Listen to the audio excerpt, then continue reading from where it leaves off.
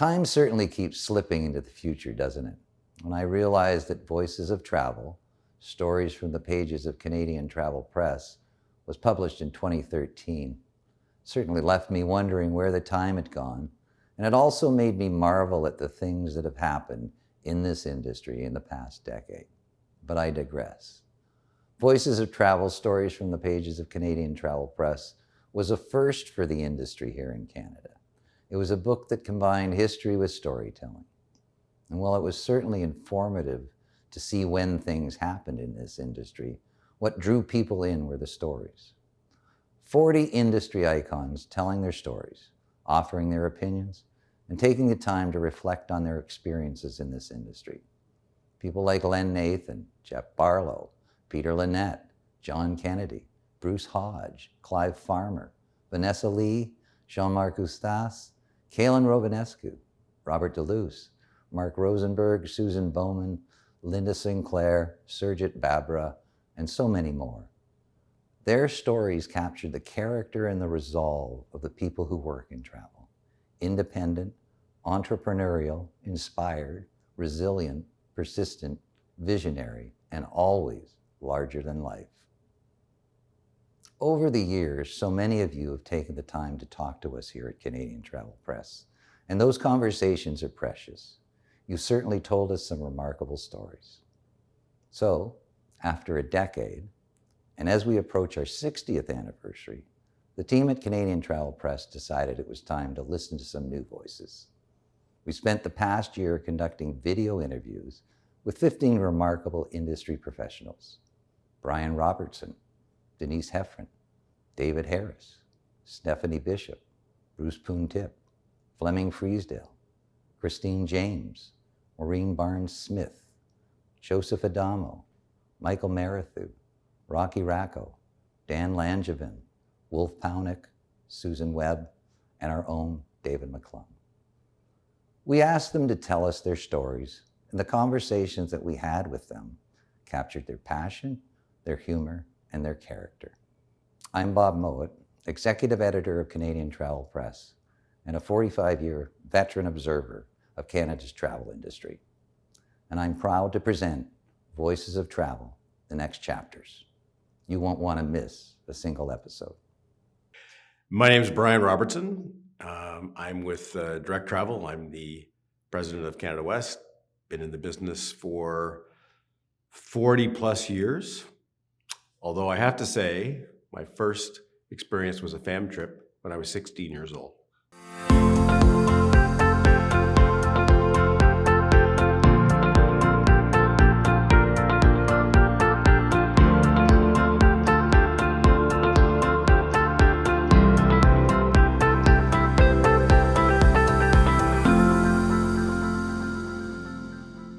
Thanks for joining me, Brian.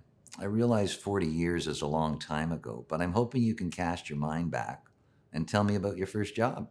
My first job in travel was at Gel Travel in Toronto. And my boss at the time was Ernie King.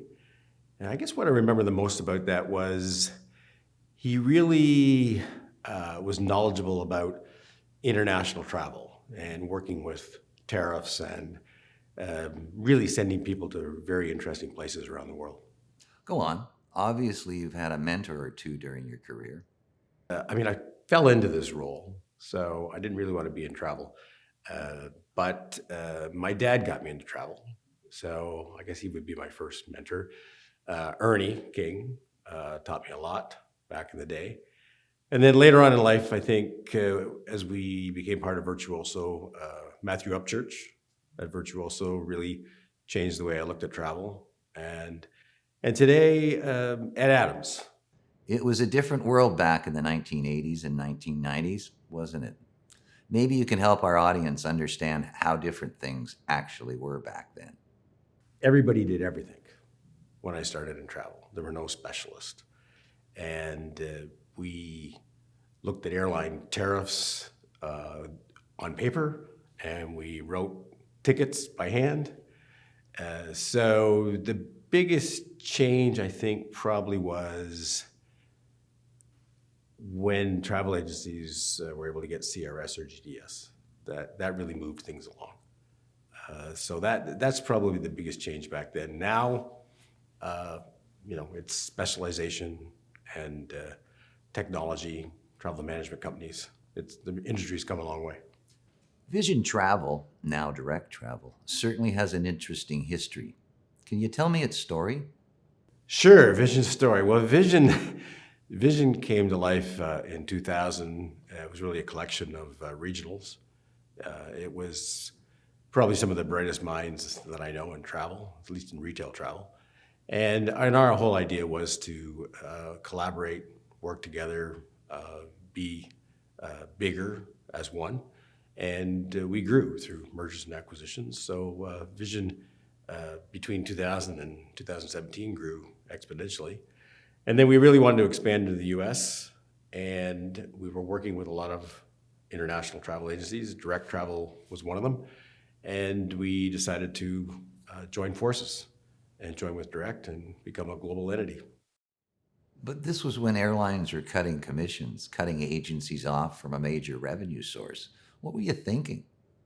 Well, I mean, that was one of the biggest impacts in regional travel was deregulation. And with that came a zero commission. And we were forced to reinvent ourselves. So service fees, becoming a travel management company, knowing how to manage travel for corporations, charging professional fees for what you're worth, value to the consumer. Lots of things happened then. You've seen a lot of changes over the course of your career. What's been the biggest change? The biggest change, probably the internet was a big change because that just made travel access to travel information available to everyone. But it also created chaos because people really didn't know who to trust for where they wanted to go for travel. So in a way, it was advantageous for us in the retail travel community. And I think it's helped us along the way. It's other than that change. I mean, world events have been a major change. 9/11, SARS here in Canada, the last 3 years of the pandemic, right? Lots of change. Have things changed for better or worse? Oh, things have changed for the better. I mean, technologies have gotten great. I think we're more efficient. We're more knowledgeable. I think our value proposition to travelers is much greater.